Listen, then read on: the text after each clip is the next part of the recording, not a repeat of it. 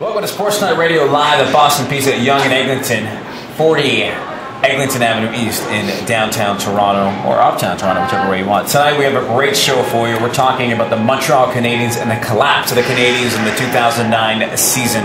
On the cast, as always, we have the street-talking weasel, Mr. Marciello.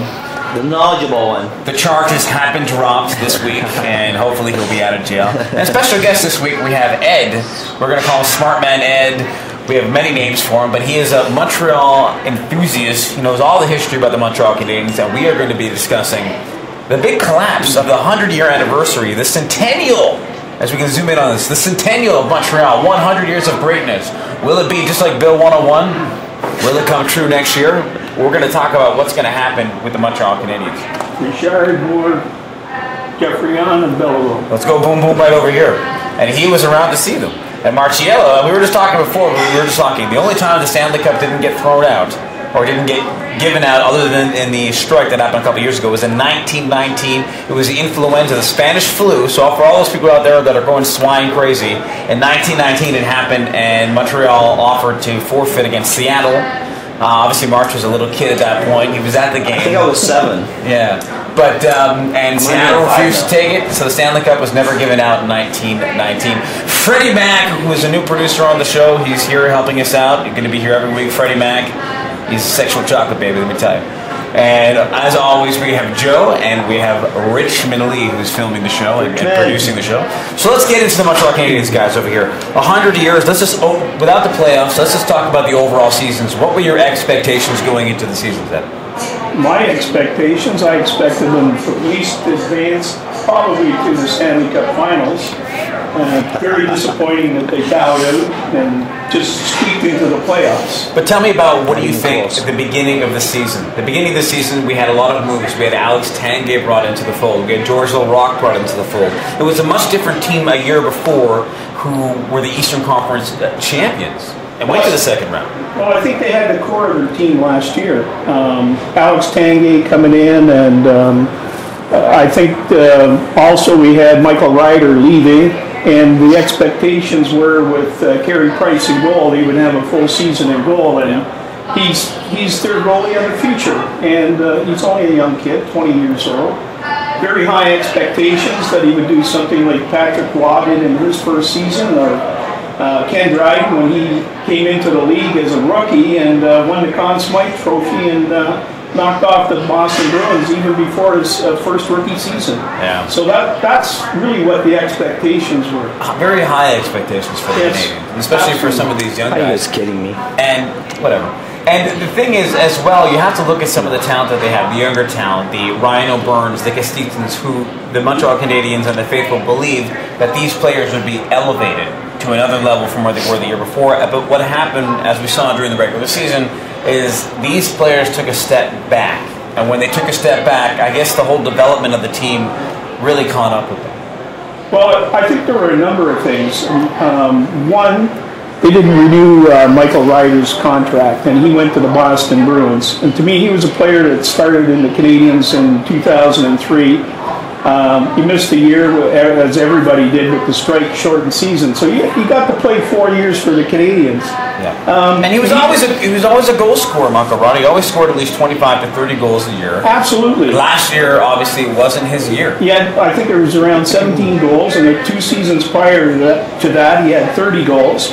And to me, I thought there was a chance they would bring him back, but I think there was some difficulties there with Coach Guy Carbonneau, and perhaps there was just not the mix that there should have been, and they didn't renew his contract. And he ended up with the Bruins, of course, and Claude Julien was his former junior coach and coached him in Montreal prior to moving to the Bruins.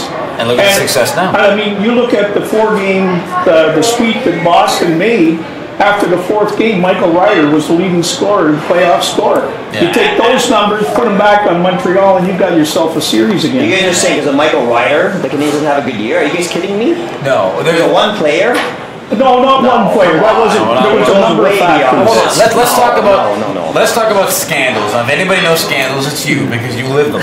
So let's talk about scandals. Obviously, the big issue in Montreal was with Roman Hammerlick, the Castillo brothers, and all these other young kids getting into scandals in Montreal. Was it Ryan When O'Byrne? did that happen? That happened That's the year before. in the middle of the year. What happened the beginning of the year? Well, actually, if you break down the year into two segments, the Bad and worse. the first 42 games, and you can check this out.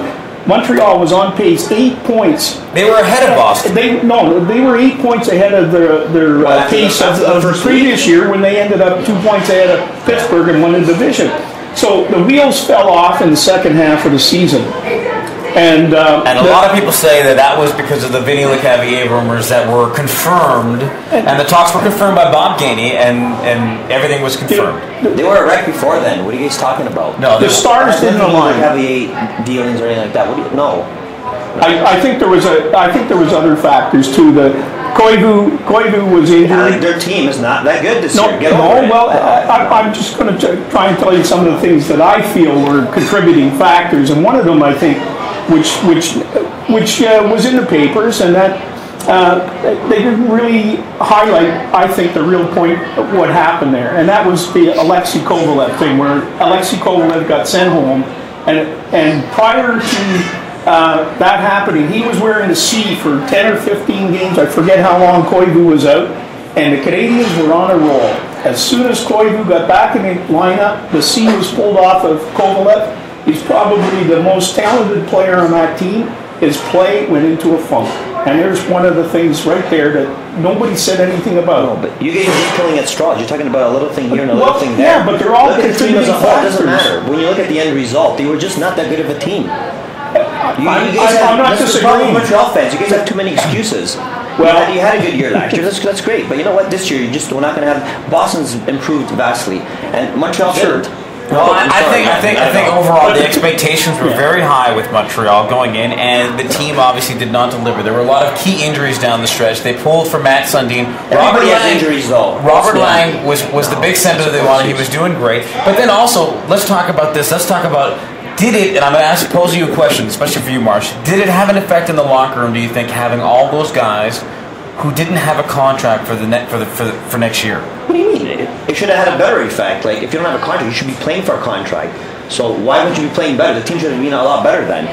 It's not like you just signed a long-term contract and you're sitting back on it.